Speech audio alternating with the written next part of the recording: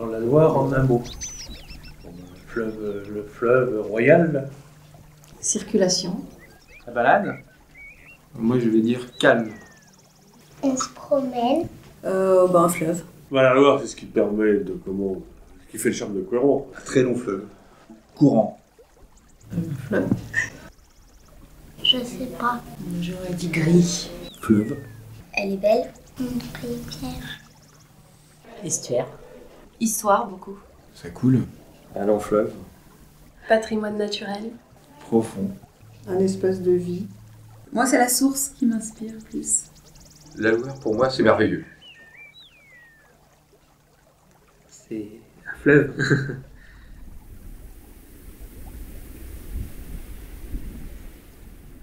Une émotion reliée avec la Loire.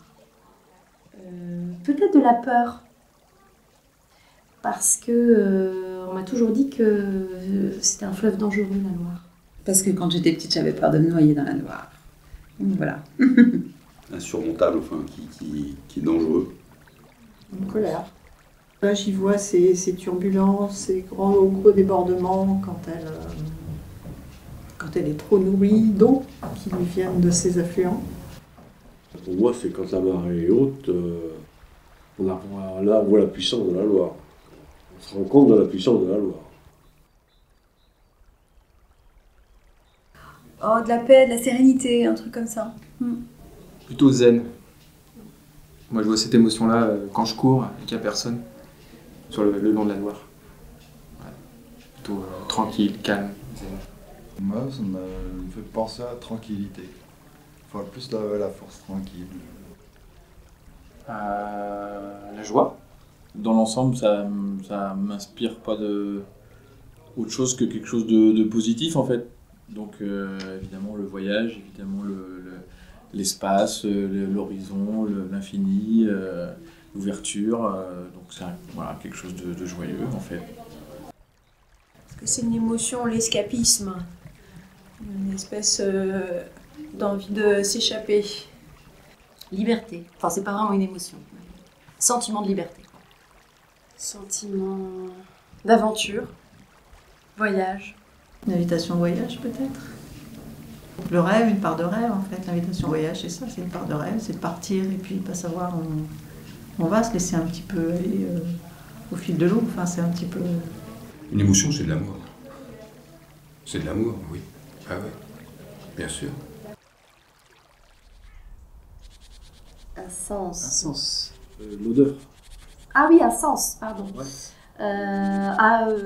Oui, l'odorat, parce que c'est vrai qu'elle dégage quelquefois avec, à marée basse surtout, avec la vase, tout ce phénomène-là. Quand on se rapproche de l'estuaire, c'est le salé. La nature,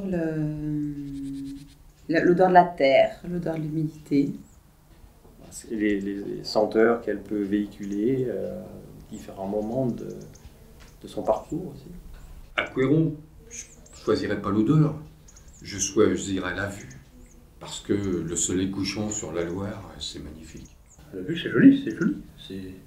Le fleuve, les bords de Loire, c'est assez joli. Oui. Il y a un son, il y a le flux de l'eau continue qui, pour moi, me parle vraiment plutôt au niveau sonore, quoi.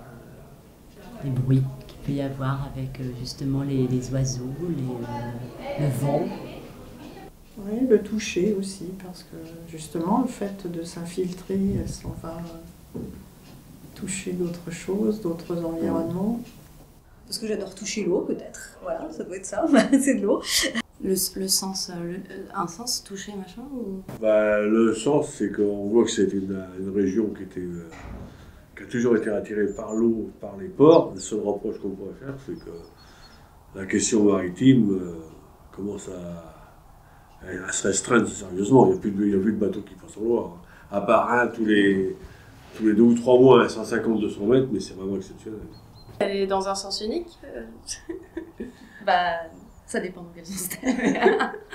Vers la mer. Ouais. Ça crée du lien. Ça crée de la vie. Ah bah c'est quand même c'est la vie. Enfin, comme jamais, c'est pas que la Loire, c'est chaque fleuve, quoi. C'est la vie, et je pense que une vie s'y reprend parce qu'en fait les poissons reviennent et c'est le côté agréable où on peut revenir en arrière par rapport à quelque chose qui a été mal fait. Donc le sens, c'est plutôt retrouver du poisson, du saumon qui revient, les petites anguilles, les anguilles qui reviennent, tout ça dans la Loire, c'est un plaisir.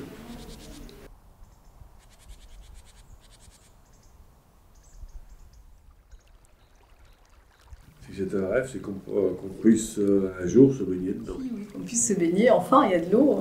Quand je nage avec les poissons et les cygnes. Monter sur le dos du plus gros silure et faire un petit bout de chemin avec. Ce serait de faire vraiment tout le parcours de la Loire. De haut en bas ou de bas en haut. De A à Z.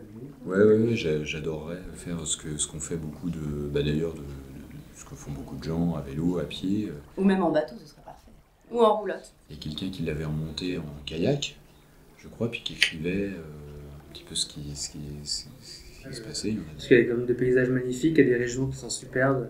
On traverse de nombreuses villes quand même. C'est vachement varié. Du coup, j'aimerais bien remonter à la Loire pour découvrir tout ça. C'est une grande voyageuse. C'est toujours ça. Ouais, c'est ça. Une envie de partir. Moi, je dirais un beau rêve, puisque ce serait un rêve de voyage. Le voyage. De voyager dessus. Fleuve sans fin peut-être, quelque chose comme ça. Parce que du coup, je trouve que la Loire, ce qui est sympa, c'est que comme elle jette dans l'océan, que l'océan, en fait, il est presque sans fin, l'océan Atlantique. Moi, les fleuves et les ports, je peux m'y asseoir et rester des heures. Je rêve, je m'en vais, je voyage, je suis les bateaux. Un rêve de cigogne, je crois. Un rêve d'oiseau. C'est la migration. On prend la Loire et puis on s'en va. On s'en va très loin, c'est bon. L'évasion, les lointains. Un rêve à la Jules Verne. Moi, j'ai vécu au bord de la Loire avec des troupeaux d'animaux fantastiques, des espèces d'éléphants, girafes, c'est-à-dire que c'était toutes les grues qui étaient en activité, plus le bruit de la drague. Il y avait toujours une drague qui creusait le milieu du port, quoi, pour que les bateaux puissent accéder en permanence.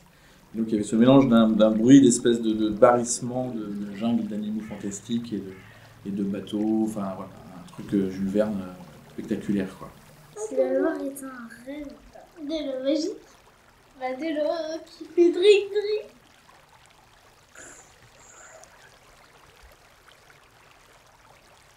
Si la Loire était une qualité, c'est un fleuve un peu impétueux, mais aussi qui a été dompté, etc. Il y a les deux, quoi.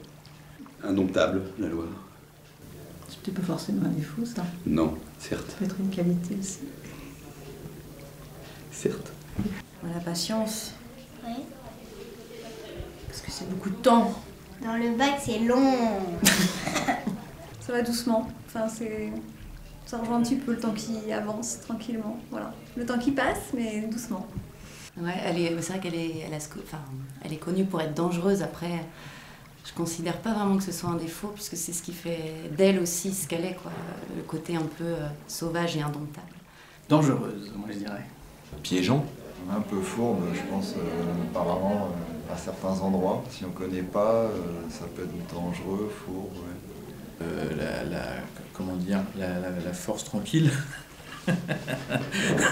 Bien justement, c'est son remous.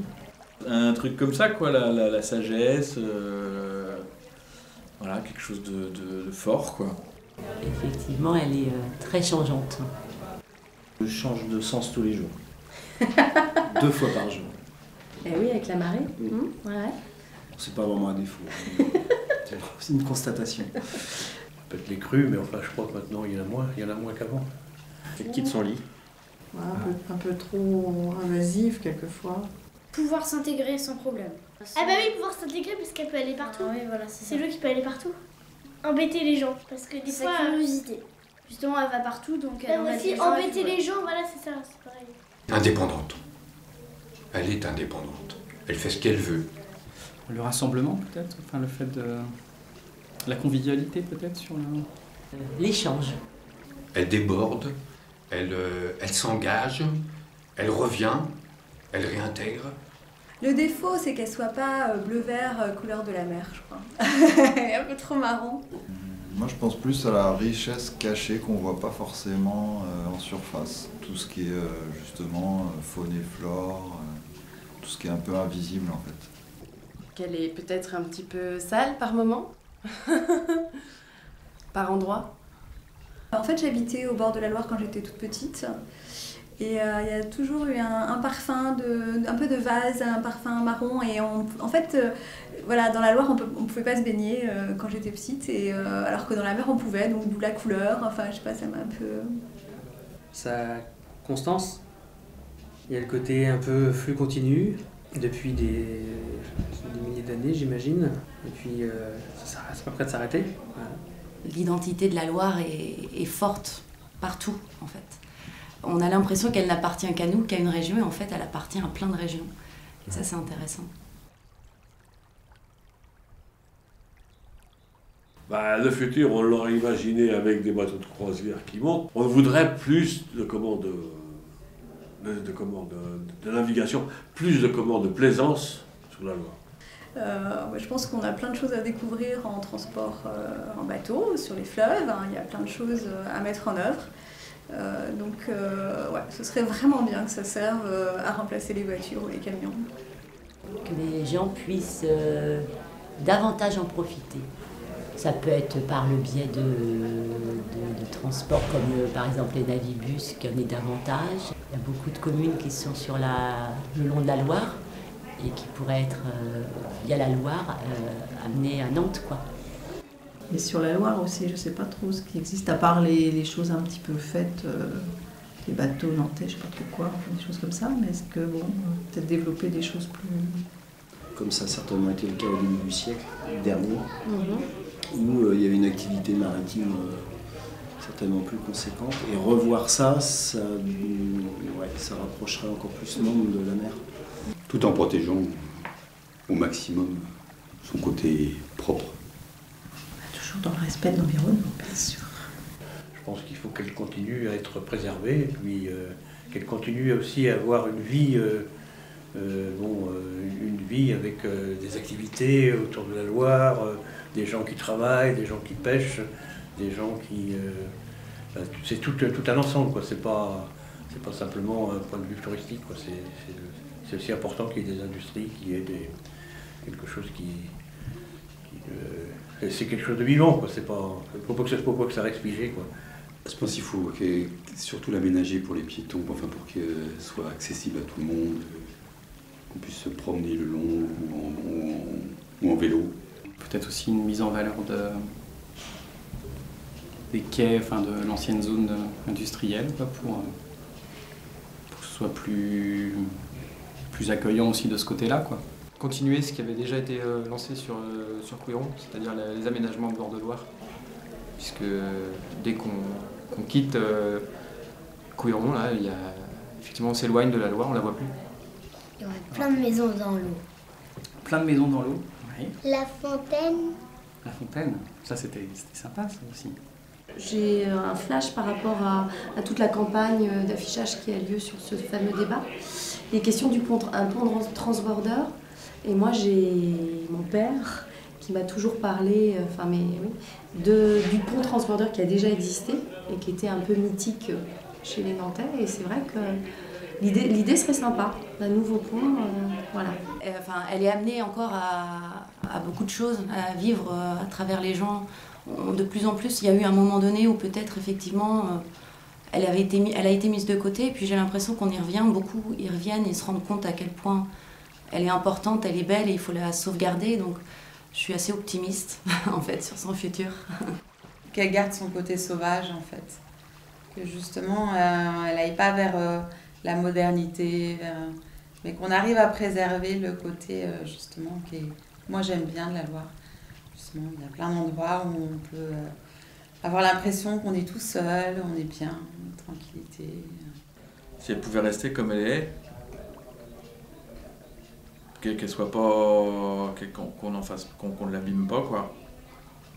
Qu'on la préserve, qu'on la protège, qu'on la soigne, et vice versa, qu'elle continue à nous apporter ce qu'elle nous a toujours apporté, quoi. Le fait qu'elle soit le dernier fleuve sans barrage français au moins, sans barrage aucun, je lui souhaite de conserver cet aspect de liberté. Un fleuve libre sur son parcours. Si possible qu'elle conserve cette intégrité de pouvoir rester indépendante, monter, descendre, et puis conserver son statut de fleuve, je dirais pas sauvage, mais de fleuve qui conserve sa maîtrise. C'est elle qui maîtrise, c'est pas l'homme. C'est elle qui doit conserver sa maîtrise. C'est ça que j'aimerais bien qu'il nous reste. Et puis qu'il reste à mes petits-enfants, bien sûr. Allô, allô, la mer. Allô. Allô, il y a un club qui s'appelle comme ça, le club d'aviron de mer à Aviron-Loire-Océan. Enfin, allô, en rapport avec la Loire. Maman Bobo. À l'huile. En rapport avec allô et la... Ah oui, j'ai compris. Moi, j'aimerais beaucoup pouvoir me baigner dans la Loire. Un seul mot, les amis. Oui, c'est pas le téléphone. Ah, allô. Pas dans la Loire. Au téléphone. Ça, j'étais à l'eau. Mets ton maillot. Moi, je l'aurais fait allô, quoi. Mouillé. Trempé. Allô, bonjour, je suis la Loire. Que puis-je faire pour vous?